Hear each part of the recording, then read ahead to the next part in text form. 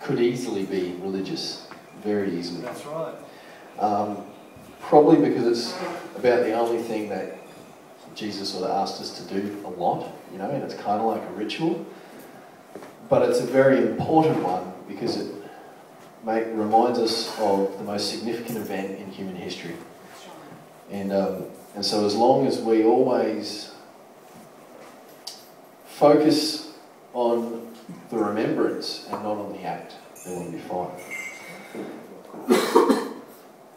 But religion, I reckon religion freaks God out.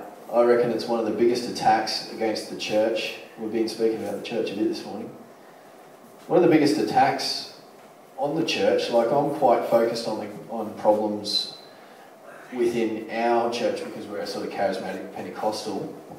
But when you sort of look at all the denominations as a whole, probably the biggest issue is over religion, where they've added all these things as if they were in the Bible that aren't. And they've made decisions like, oh, guitar is evil. And so they look down on anyone with a guitar, and that plays a guitar.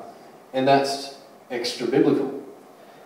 So it's so important as well not to get religious about communion. But I want to actually read something. That's why I'm barefoot this morning. No, I'm not. I just couldn't find my shoes and my other pair were wet. So I apologise. Matthew 7, verse 24. This is the story about two men who built their house. We all know it. Now, before we read it, I wonder if anyone can think of what the firm foundation is. Can anyone just think of, off the top of the head, what the firm foundation is? It's the rock. What is the rock? Jesus. Okay. That's exactly what I thought, right?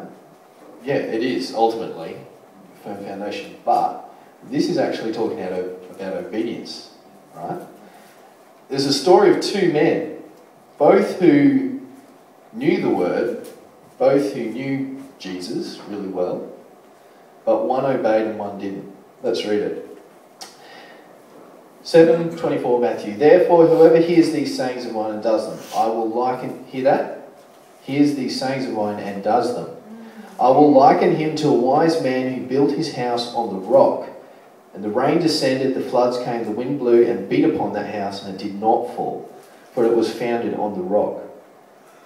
But everyone who hears these sayings of mine and does not do them will be like a foolish man who built his house on the sand. The rain descended, the floods came, the wind blew, beat on that house, and it fell. The thing that I like about that is it paints the picture of a doer, a labourer, and it paints the picture of someone who's religious and just goes to church. Knowledge is great. Understanding's great. But if you're not enacting those things, if we're not doing what we've learnt, then we are foolish men. And we have built our house. They both had a house, yeah?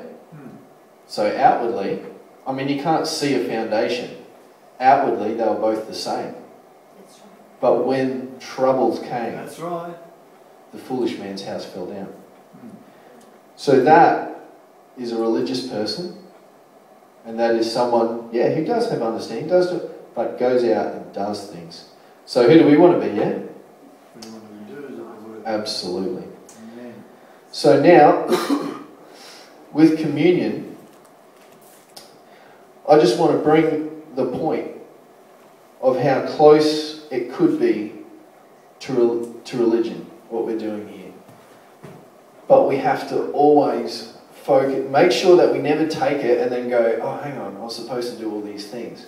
Go, no, just hold on to it in your hand. Just wait, reset your mind and go, Lord, thank you for what you've done. Amen. So that's what we're going to do today in all the simplicity. I'm just going to read the scripture, then we're going to stand up, we're going to pray. Matthew 26:26. And as they were eating, Jesus took the bread, blessed and broke it, and gave it to his disciples and said, eat, this is my body. Then he took the cup, gave thanks, and gave it to them, saying, drink from it, all of you. For this is my blood of the new covenant, which is shed for many for the remission of sins. that's what we're doing this morning. We're remembering, we're being grateful that we can be sinless.